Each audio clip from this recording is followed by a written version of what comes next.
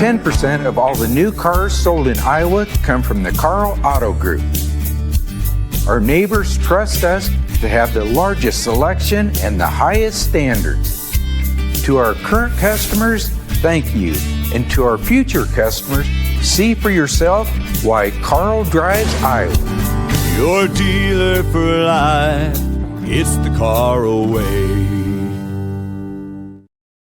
I'm Chris Williams from Cyclone Fanatic and a proud Iowa State graduate from the class of 2007. No one shows up like Iowa State fans.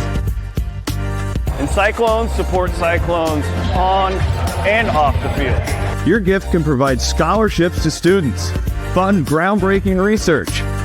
We could even drum up opportunities for the marching band. Visit MoveWhatMatters.com to learn how you can make an impact today.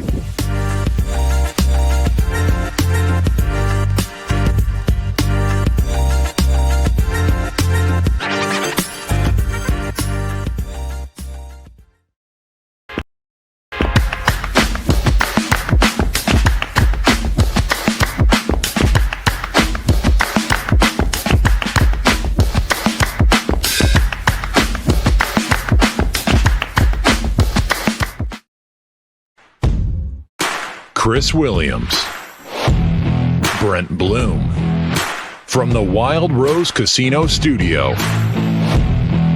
It's Williams and Blum, presented by Mechdyne, on the Cyclone Fanatic Podcast Network. What is up, Williams and Blum? We're on a Tuesday. We don't ever go on Tuesdays, but we're on a Tuesday. We took off the Memorial Day weekend. Hope you understand. Hope you guys had a great weekend with your families. We're going to be Tuesday, Thursday this week, just a heads up. And we have strategically done that for the reason we will get to in a moment. First of all, I want to thank our presenting sponsor, which is Mechdyne and the Mechdyne Corporation. Tuesday morning, I wouldn't encourage you to pour a Cody Road yet. But if you're watching us on YouTube or you're listening on Tuesday afternoon, maybe you will. And that'd be just dandy. Bloom's got a coffee, it looks like. Mm-hmm. I've got the pre-workout here in the old Yeti cooler. How much caffeine is in that pre-workout? I mean... Like, is it a cup of coffee type of caffeine level? Like, what were we talking about? Cups of coffee. In one It's drink? all natural.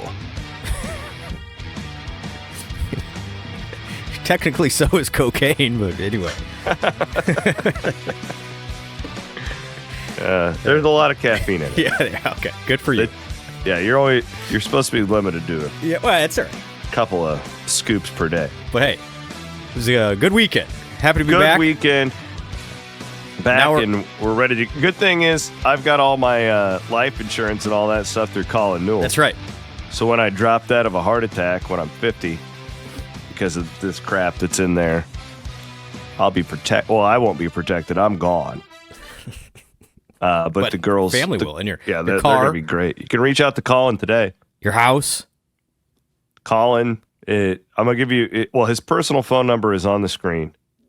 Man, I don't know if I should read that out loud. Should I? Well, he wants you to, because he wants you to get the life insurance through him. 515-964-5354. 515-964-5354. Farm Bureau Financial Services. Main man Colin Newell. Boom. So the reason we did it today and tomorrow, or not tomorrow, but Thursday, is because of SEC meetings that are taking place at some glitzy, glamorous resort. Where are they beach. At? Are they in Florida or Nashville? It's usually they're in Florida. Florida this year. They're on a beach, eating caviar, talking about how the industry doesn't have any money, and then they're just spending it extravagantly on their 5-star hotel rooms. But we're all poor. Meanwhile, it's they're talking $2,000 a night to stay in this hotel. They're literally talking to private equity companies while they're in. We're so poor. We have no money. It is such a joke. But again, college athletics is never really had a revenue problem. They've had a spending problem. Oh, yeah. Yeah, I mean, this is why it's hard to... I understand people's frustration with this all. It's like, well, wait a second. The reason you don't have any money is because for 100 years, you never paid your employees. That's why you don't have any money, and now all of a sudden you have to pay the people that are the product. So, like, figure it out, but don't tell me you don't have any money. because you have plenty of money. Yeah, the problem you got is to figure out a different way to spend the money. All those things are locked in, so to find new money. Yeah, is I hard. understand. Like, it's a complicated issue. Yeah.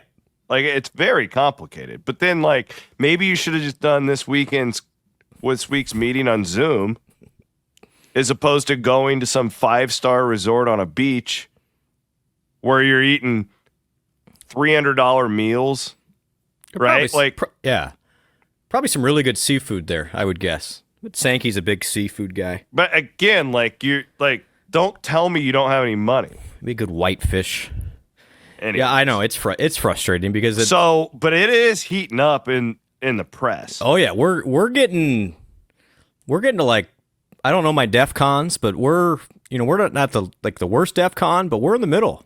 Okay, we got a little war of words between commissioners. So yeah, So the Big 12 and the ACC versus the Big 10 and the SEC. Honestly, now, I'm throwing the other conferences in with the Big 12 and I think they've had Notre Dame. Yeah, they've had they're done. I think people are starting to get fed up. Like we can't keep giving you everything here, dudes. What did the Big Sky guy say? Yeah, Big Sky guy got after it. The Big Sky commissioner was like, what did he say? He said absolute power is corrupts absolutely. Yeah. Yes. Old quote. Mm-hmm. All right. So are we pro puffing your chest to the SEC and the Big 10, or should we try and be more political here, you think? What is the best path forward for the Big 12? So essentially, let's get into the details. Sankey yesterday had us, which, by the way, Sankey was on fire. Having a pre-meeting press conference is super self-serving to begin with. But it's Greg Sankey. That's Greg Sankey. But he basically went out there and said, hey, Big 12 and ACC, you don't know what competitive college football looks like, so I get to dictate the rules. And maybe find the exact quote. That's how I took it. But the fight here is over the automatic qualifiers for the playoff.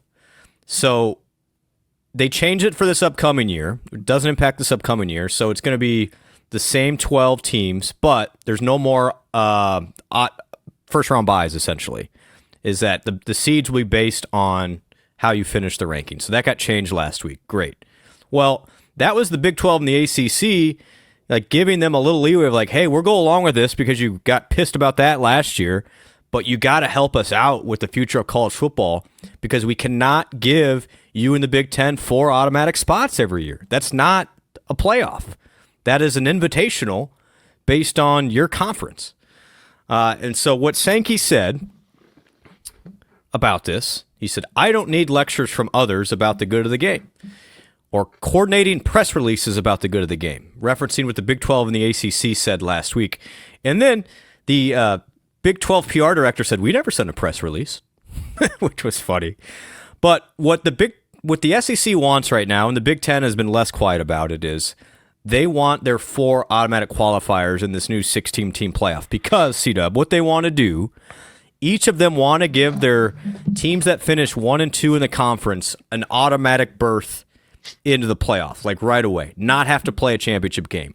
And then what they will do is they'll have team number 3 play team number 6, and team number 4 play team number 5, and then all 4 get in automatically. So what does that do? That adds 2 more high inventory games for TV to make their TV partners happy. This is all about these play-in tournaments. It's all about this play-in games. They're literally trying to leverage. They're squeezing the units even more here, and then automatically get 4, and they're going to tell the Big 12 and the ACC, but you guys only get 2, and you should be happy with that because look at history. And it's just like, man. And to a point, they are correct. Like, on the surface, hear me out. Yeah. On the surface, it doesn't, before you look under the hood, it seems like a pretty good deal to the Big 12. To only have 2 compared to their 4? To get 2 guaranteed spots. Especially, I think, when you look at how last year played out. And I hate to say I told you so, but I told you all from day one the Big 12 was not getting 2 teams in there, and you guys all argued with me. And I'm not saying no, they weren't deserving. I'm saying the thing is rigged. on the surface, to be guaranteed 2 spots doesn't sound bad. The problem is the revenue.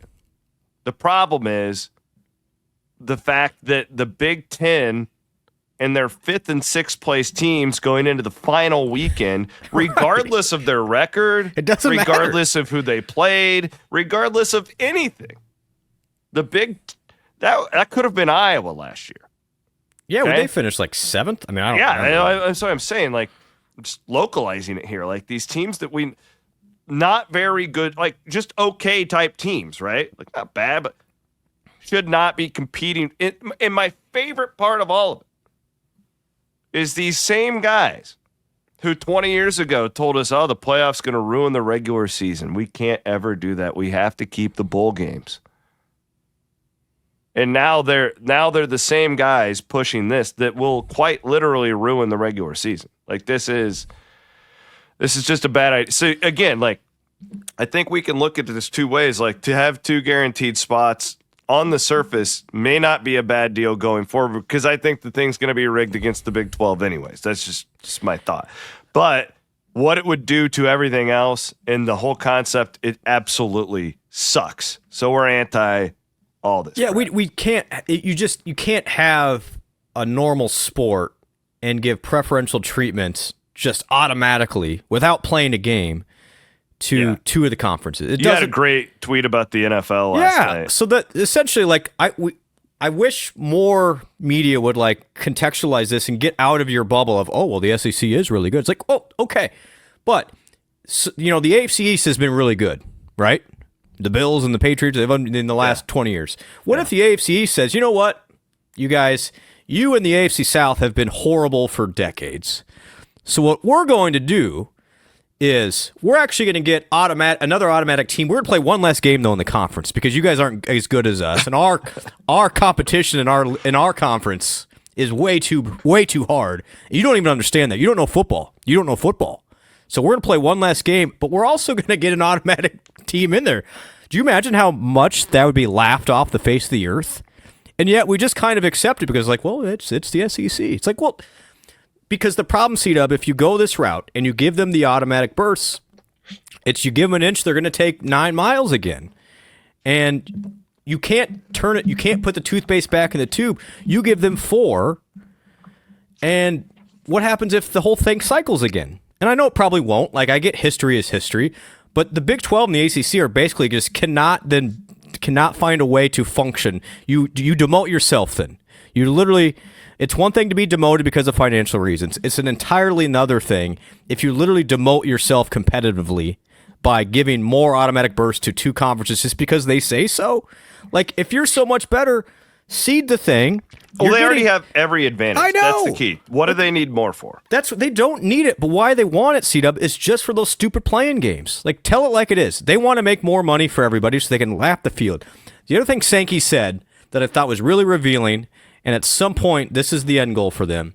He said, if you look at professional sports, they're not sharing revenue with 65, 70, 350 Division I teams, was his quote. They have 30 or 35. 100%. That's the play for them. I literally think they want to, whether they're going to reveal it or not, they are, because of TV, and ESPN and Fox, ESPN's probably telling them too, like, we can't have all these teams and manage them. So I do think they're trying to slow burn it all the way to slowly separate. And then when everybody else runs out of money, you go, well, sorry, you couldn't keep up. And because they know and he's right, there is a reason professional sports only have 35 or 40 teams. It's not, not everybody can keep competing in this.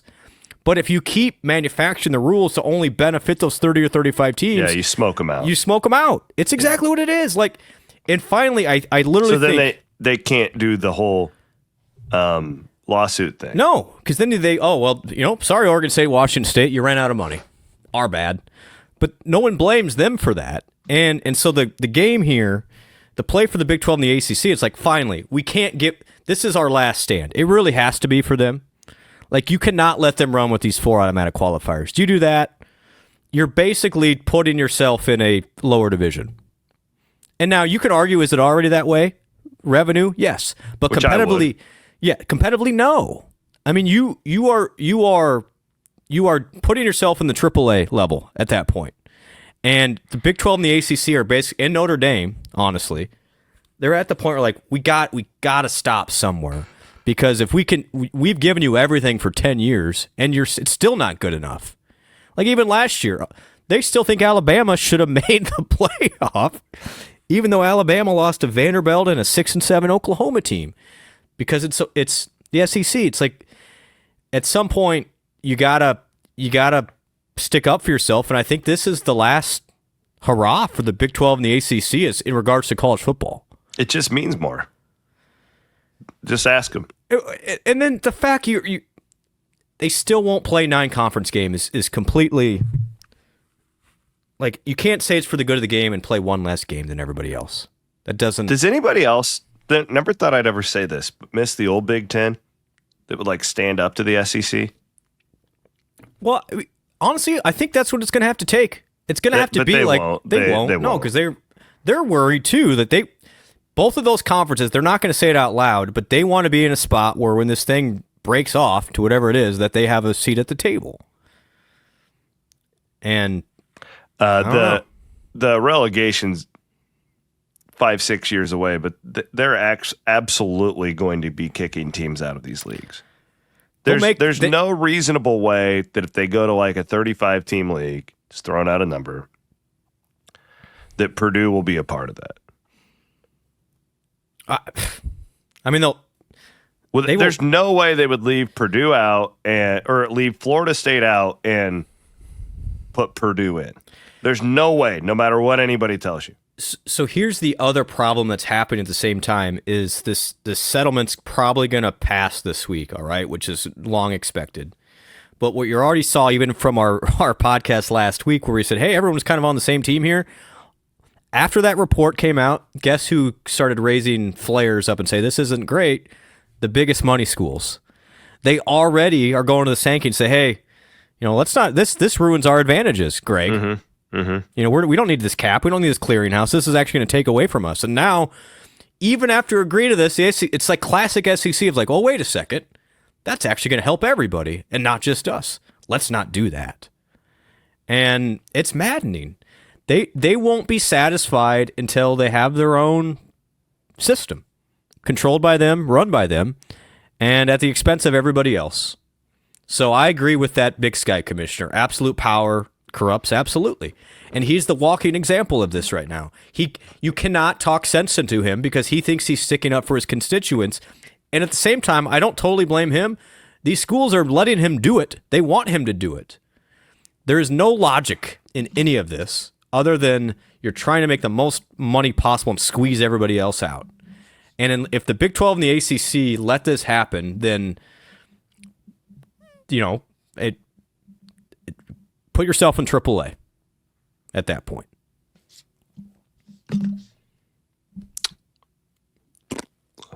This is a Big Sky podcast, right? I like the Big Sky guy. Come on, man. Huge Big Sky podcast here. Just can somebody who has the power to say, Sankey, knock it off?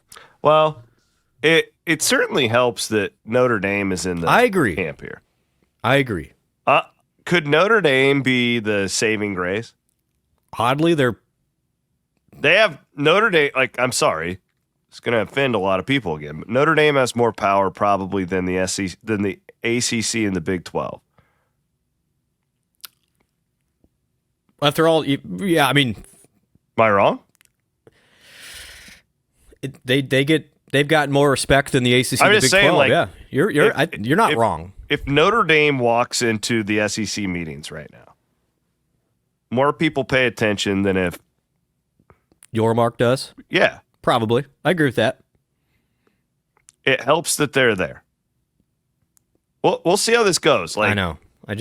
That was not his little diatribe yesterday. That was the problem. I was actually a little bit optimistic. Very, very, very cautiously optimistic. Yep. After last week. Yep. Same. But the way he started the whole thing, it just like, that's not a guy that's wanting to cut a deal. And to say coordinated press conferences for the good of the game while you're still playing 8 conference games, give me a break, pal. Like, seriously. Is Sankey, is he worse than Delaney was? I mean, Delaney started all of this. Let's be honest. But I would make the argument that he was like just really, really smart and ahead of the game, where Sankey was kind of the guy who, was born on third and thinks he hit a triple. And then he honestly, maybe I shouldn't let it bother me, but the guy he's the worst of what college athletics has become. Yeah. But that's why I said a couple weeks ago, I'm glad we got your mark now, because he'll puff his chest as well. But they need to. It's no longer ACC and Big 12. I'm sorry. You can't just keep letting them have everything here. You got to stand up to this. You already got raked over the coals last year on the revenue side, and they want to make it even worse. You cannot give them 4 automatic qualifiers and you just take 2. That doesn't work. That's not a playoff. That is not a playoff at that point. In no world, in any other system of a competitive sport, do we just say, hey, other than the Champions League in soccer, right? I mean, I guess those bigger, but in no other American sport can you say, all right, NFC East, you get 3, AFC South, you only get 1. You can't legislate rules for the future of competitive sports. It doesn't make sense. In no world does this make sense. At least in baseball, yes, it's unequal, but everybody has the same chance to get to playoffs by winning a game. He even said yesterday, he said something like, there's a difference between winning and not losing. It's no, there isn't. You win the games. My favorite part too is when they talk about the need for these more teams because their leagues are so big, and it's nobody made you expand. That's the other thing. Why did you expand? You did this. You created all of this. It's don't. Let's move on. I asked our great subscribers for some mailbag questions. The last comment, and it's just going to go over in my head all week. And anytime Sankey talks, I want this going in your head, everybody. Don't pee on me and tell me it's raining. Yeah. Don't lift the leg, piss all over me, and then tell me that it's raining on my porch. Correct. Correct. Okay. Let's thank some of our fantastic sponsors that keep Cyclone Fanatic going and keep this podcast free for everybody to enjoy. And I want to start with our friends over at the Ivy College of Business at Iowa State. Shout out Bloom. New dean has been announced, and you're a big fan of this guy. Raj Agnihotri. Yes, because Raj, the new dean. Raj is a fantastic individual. Guess what he did? He sent me a very nice LinkedIn message. Said, hey, appreciate the shout out. Big fan of the podcast. Cool. He's a big fan of the podcast. Awesome. Absolutely love hearing that. Well, congratulations, sir, and welcome to the family. Way to go, Raj. Well, not welcome to the family. You've always been a part of the family, but yeah. Very cool.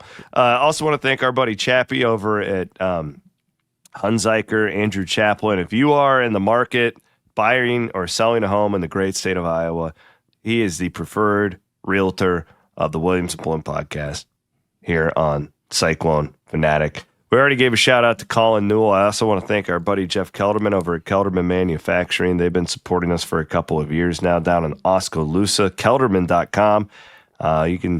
They do a lot of different like stuff down there. I would like to encourage you guys to go and check out their YouTube page. It maps all that stuff out very well. They got a ton of followers on that YouTube page too, so check them out over at Kelderman.com. All right, we're going to get to our Wiffles Hybrids Big 12 segment. We do have some Big 12 basketball news. I'll do that. Let's do that first. Yeah. And then I will get to a couple of mailbag questions. And we will be back on Thursday to break down everything from... There's going to be backlash with the SEC meetings, so we're going to do all that. That's why we're spacing it out the way we are today.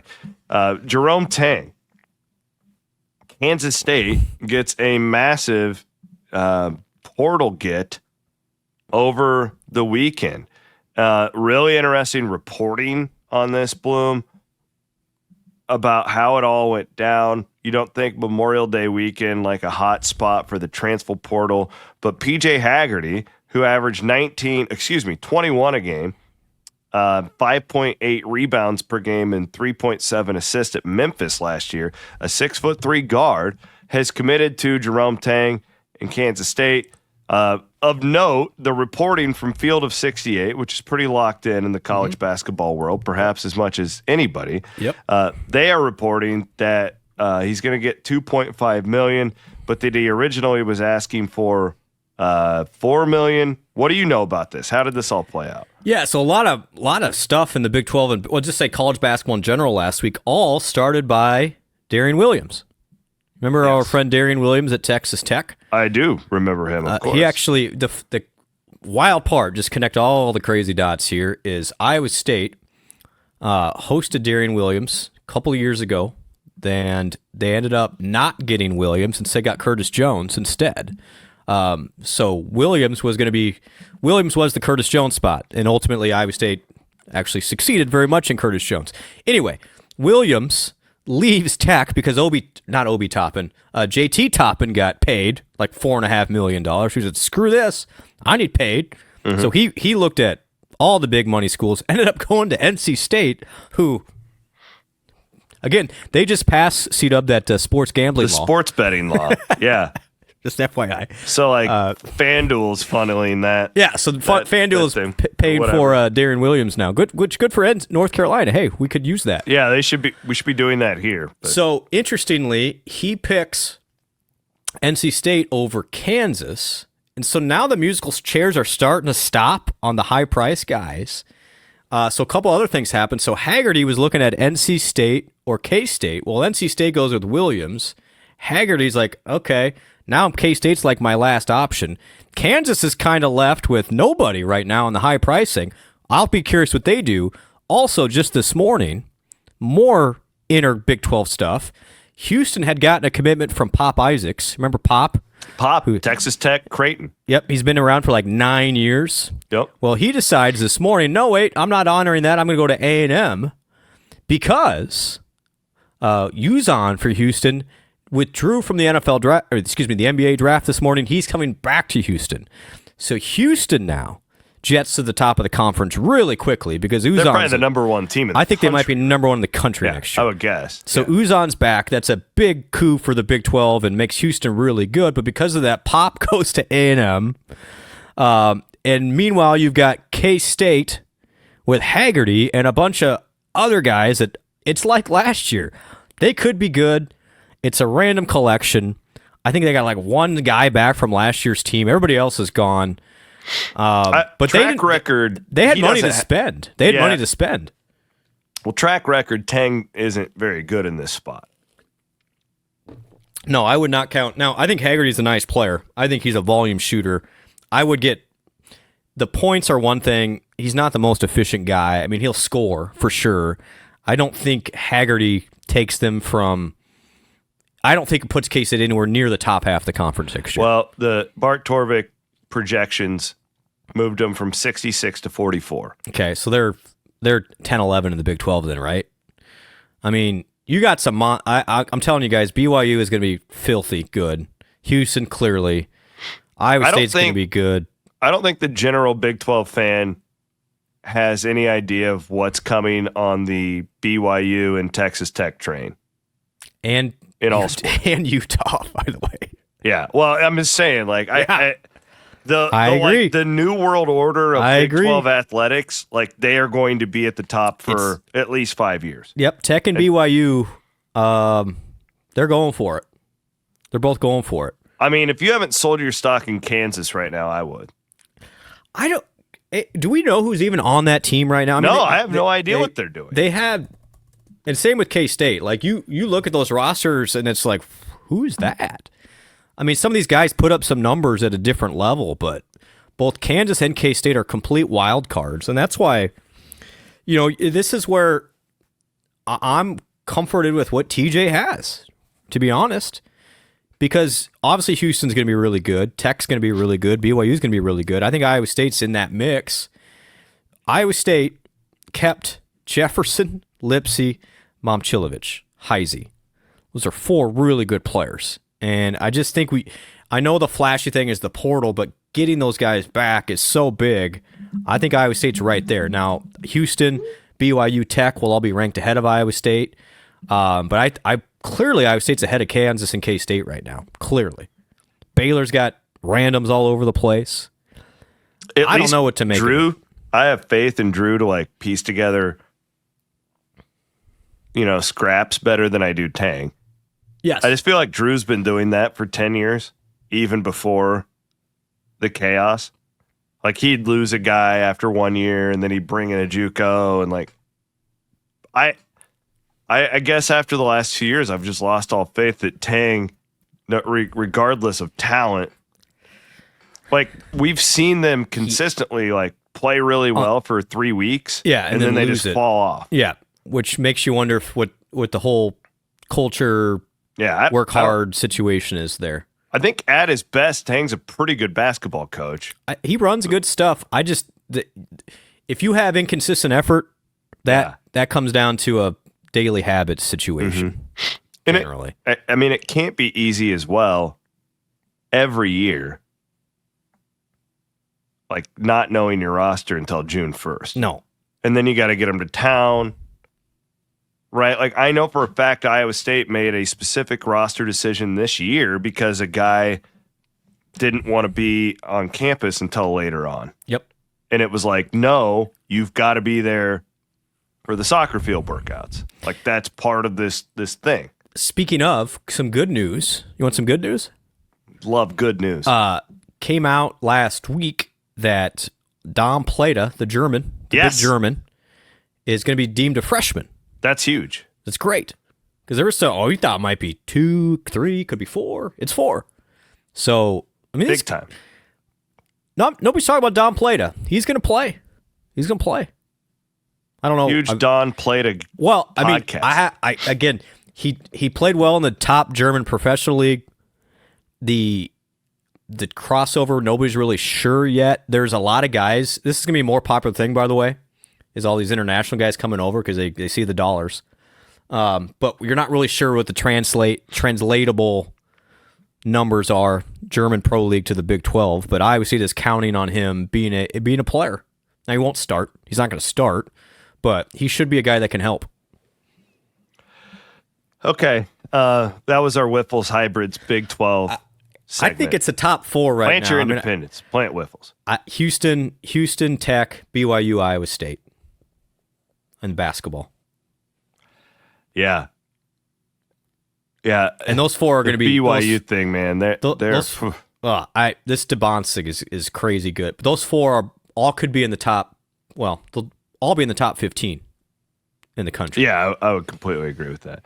All right. I did, as I mentioned before, a lot of the Sankey stuff happened last night. I had asked for mailbag questions from subscribers, which I always like to have these on hand anyways. So we'll do some more of these. And I really, I can't put into words. The only reason Cyclone Fanatic still exists is because of our subscribers. Like, I mean that, that is 100% the truth. So if you look at it and you're like, man, we really appreciate your guys' content. What can we do? I always have people ask, how can I help? Just subscribe. It's $11.99 a month on the forums. It's $10 a month on the Patreon. If you don't want to get on the forum, you can subscribe for a full year. It's the number one thing you can do to fund what we are doing. So this is also a thank you to our great subscribers where we get to give them a shout out as well. So I went on the forums, not our Patreon. Patreon and the forums are the same thing. It's just some people don't want to deal with all the BS that comes with forum posting, which I totally understand. Some people like the community. So we give you 2 options as far as the subscription goes. Let's go with... start things off here with Mad Guy 30. Over, under on football wins. Well, it's already been set at 7.5 in Las Vegas. And boy, that's the perfect number. That's where I would have set it to. Yeah, and man, the growth of Iowa State football to think that 7.5, and yet if you only win 7, it'd be a disappointment. That's good. Man, you could be 7-5 and have a really good football team this year. Absolutely, the schedule's really pretty good. It's much harder. I think it's the right number. I agree, C-Dub. I would lean over, but the thing is, predicting where the ball's going to bounce in late May is hard. But you're going to have a similar year, I think, in the Big 12, where there's going to be 7 or 8 teams in the final 2 weeks. You're like, I don't know who's going to play in that championship game, which is not a great sign for the actual college football playoff, because I think we're going to eat our own a little bit again in the Big 12. But I anticipate Iowa State to be in that conversation come mid-November for sure. Let's go to this question from D Southern 11. What's the backstory of John Gruden getting an Iowa State care package and talking about the Iowa State football program and Coach Campbell? I don't know. Do you know anything about that? But that was really interesting that he pulled that out. And I love John Gruden. That was a great treat to see that happen. Do you know any of the? Well, I'm guessing that Skip sent that to him or somebody like that. So he does this like this. Gruden just does this now. Like he's working for Barstool now. Yep. This is kind of his shtick. But Iowa State occasionally, I would say the football office is really in tune with social media. Very much more so than about it. job. They do an awesome job of understanding the tea leaves, and it's crazy. C-Dub. Let me give a shout out right now to the football social media team. I think they've passed. I think Cyclone Football has passed Cyclone Athletics on Instagram. It's run by 2 different people. Anyway, I just thought that was interesting. So they do a really good job of getting Iowa State's marketing out there, and this is another way to do it. And obviously, this is brilliant. Gruden is well aware of Matt, and the staff is very well known in the NFL circles. It's not a coincidence that Iowa State's getting all this love now in the NFL, because Matt has done this just for 10 years. But so yeah, they send these boxes out, and Iowa State used to send this to all their former players, all the NFL guys, in hopes they wear it, and it's good branding and marketing. Well, now these influencers are doing this stuff, and now Gruden's an influencer. And then he had the Hooters hat on. I love Gruden. So the Hooters hat, and he mentioned this in this little. It's a great 5-minute marketing piece for Iowa State, by the way. But he said, my old friend Ed Drosty was an Iowa State alum, and 100% C-Dub. Drosty was a Ivy College business guy. It wasn't Ivy back then, but Drosty, who was one of the founders of Hooters, Iowa State guy, and he named a space in the Jardine building 20 years ago when it was built. And he said, I didn't go to class much, but I took a lot of naps. I want to name a den. I want to name a sleeping spot. And so the Drosty Den in the Jardine building was born thanks to That's Ed Drosty. awesome. Yeah, so if you ever see the Drosty Den, that's the Hooters founder and a buddy of John Gruden's. But he name dropped like 25 different guys. I saw Rosenfeld's Sage on Friday night, and there's Ed Drosty right there. There we go. That's amazing. So Sage was so happy. He's like, hey, Gruden remembered me. That's like, so cool. Sage, yeah. So Sage was on cloud 9 after that. But well done, John Gruden. Great job by the equipment staff too. Yeah, that's. I mean, the amount of like marketing dollars that are involved in that for sending a box of merch that you get from Nike, correct. like it's a brilliant piece of marketing. I love it. Boz Clone on the forum says, "Who do you see taking on the role of Steve-O Klotz this fall? Who do you think will be a breakout player this fall that most fans do not have on their radar right now? Isn't that Tyler Moore's spot to be Klotz this year? Yes. Okay. Big year. T. Moore played really well last year. He's been hurt most of his career. Yep. And he's ready to go. I would say in that same room, I think no one's talking about Gabe Burkle. Man, he's got a chance. And then I was talking to somebody last week. Ben Bramer is poised for monster junior season. I think highly of that tight end room in general. And I know that maybe wasn't the direction of the question, but I think the tight ends will take a lot of pressure off those new receivers. I really do. And everyone's going to be talking about no Knoll, no Higgins. It's like, well, you had Ben Bramer, who is basically a big X receiver in some ways, that's coming back and barely played last year, and Burkle got so much better. I know we joke about the tight ends, but I think it might be Iowa State's best spot on the field. Well, I think it's certainly up there. You know, I was talking with Chris Hassel about this on Iowa Everywhere last week. I was playing devil's advocate because Chris was, I think, rightfully questioning, man, how do you replace the 2 NFL receivers? Totally get it. But I would go to the other side of the ball. And, like, did you hear this? I read off the stats of the rush defense. Did I do that for you? I do so many podcasts. No, you didn't do it for me, but it was glaring. I have it right here because I was working on it for my book on the Haycock chapter. So this is Iowa State's rush defense since they switched defenses. Okay, so this is 2017 on. This is where they finished in the Big 12 games only. Okay? 5th, 1st, 2nd, 5th, 2nd, 15th. Oh, oof. 15th last year. Win 10 games. I guess my point is maybe you don't replace those guys. Like, we like the transfers coming in. We like the tight ends. Maybe just looking at it that way is incorrect because the fact of the matter is they've got almost a decade of proof that they're not a 15th rush defense. Yes. And with all those injuries at linebacker, let's just say that 15th is 6th, which would be underperforming based on what their track record is. Maybe you don't have to just replace all of the offense. You know the guy, I'm going to make a statement here. You know the guy, because the question was, who do you think is a breakout performer most people might not be expected? Abu Sama. So you're thinking Iowa State might just kind of have more of a ball control this year? I do. Yeah, I agree. That's the route I'm going here. I think you're onto something. I mean, there was a point mid-year, Iowa State's like, we got to outscore people. I remember talking to Matt, maybe right around the tech. They were down so many linebackers, like, we got to win 50-40. And it dictated the reason they had to push the ball down the field a lot. That's a great point, C-Dub. You don't this year. Yeah, you should be able to control things more. And I think Matt's more. Now, Taylor Mauser's a super aggressive guy. I don't think you're going to. He is, but he also loves tight ends. Like he, honestly, I make fun of him a lot because of that. Like if you're going to have an OC that's going to have 3 tight ends on the field, I like Mouse. Yes. No, so great point.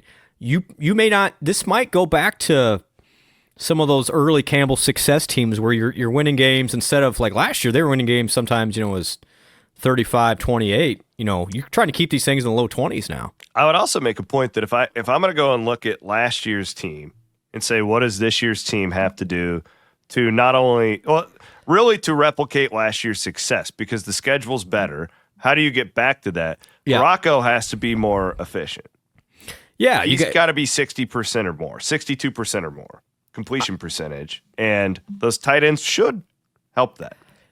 Yeah, and the run game. I mean, part of the when you have Nolan Higgins, you got to use him. Well, now that you don't, maybe you do get a little more Carson Hansen and Abu Sama on the ground, and that takes a lot of the pressure off. I say Abu because I do think that he didn't have a very good sophomore year, and I think he mildly has been forgotten about by the fan base because of the success that Carson Hansen had.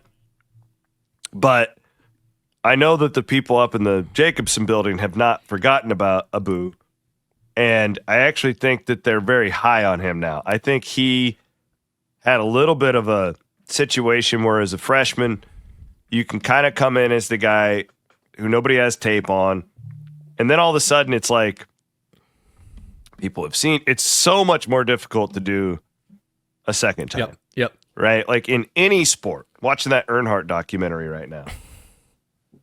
Earnhardt wins his first championship, and it's like, oh, this is easy. Well, then everybody knows how you drive, right? And it is the case in any sport. Once people have tape on you, it's why the second leg of that Big 12 round robin back in the day would be so much more difficult to win the first. And I think Abu will benefit greatly from everything that happened last year, watching tape. I think he would be my pick. Well, and then what I would say along with that is with Black moving to center, okay, you bring in Bohr at a guard and Barrett at a guard. I'd say those are 3 pretty good run blockers. And not to say Iowa State didn't have good run blockers, but I think Iowa State's size up front could, and again with the tight ends, maybe that's the advantage the Cyclones have this year is to run it a little bit more. The question I would have, and what we'll have all summer was Iowa State's lack of success in run defense, injury-based, or have coaches gotten smart enough to poke some holes into that system? I think it's a good question. I think injuries are the primary reason, but to drop C-Dub from top 20 for 6 years nationally in run defense to, I'm looking at right now, 109th, that's a lot. And I hope it was just injuries, but I do think it's an interesting question going forward as that 3-3, that dime stack has become more prominent, and coaches have figured out ways to poke holes in it a little bit more. In my opinion, the real, I don't think it's shocking. It's those dual threat quarterbacks are what scare me about the dime stack a little bit more. Because when it began, you had more pocket passers, that type of thing. Well, now, maybe I'm overthinking all of this, but in my opinion, a lot of the reasons why your Kyler Murray's and your Baker Mayfield started going first is because more defense started playing like Iowa State, and it's kryptonite in a way. Yeah, it's the dual threat quarterback, and there's more of it in the NFL. It's just harder to defend a guy who can run, right? Like it's just because you take essentially it's a numbers game. You take away one of your linebackers because you got to spy the quarterback, and it just takes your numbers away. Yeah, it's a numbers game. I mean, think about Will Grier as compared to Daniels, the Kansas quarterback. Yeah. You know, I mean, the best athlete in the field is playing quarterback at most places now. And I know obviously it's not going to go drastically adjust things, but I think it's an interesting question going forward of what new dynamics does Haycock have? Because 109th was not – it's amazing Iowa State won 11 games, quite honestly. To be 109th in rush defense, that's crazy. I would guess – I will look it up this week. Iowa State's probably the only school in the bottom 40 of rush defense that won 10 or more games, almost guaranteed. Like, that's usually the number one connection in college football success. It's two things. It's run defense and it's turnovers forced. And Iowa State forced some turnovers, thankfully. Finished 22nd in turnover margin. That negated the bad rush defense because Iowa State a lot of times would get a stop when it really needed it with a turnover or something else. Interested to see if that's injuries or if there's something more there. We'll find out. Yeah. Season is less than 100 days away. I know, buddy. Less than 90. He is Brent Blum. We'll be back on Thursday for the second podcast this week. Thanks for sticking with us here. Hey, can I say something real quick? My guy Drew, him and his dad, big listeners of the podcast. Dad was going through some health situations. Oh, absolutely. Listen to the podcast. So, Drew, my guy, thinking about you guys. Hope your dad gets better, and we need you back at Jack Trice this fall. Absolutely. Aiden Wyatt producing today's show. We're presented, as always, by our friends at Mechdyne here on the Cyclone Fanatic Podcast Network.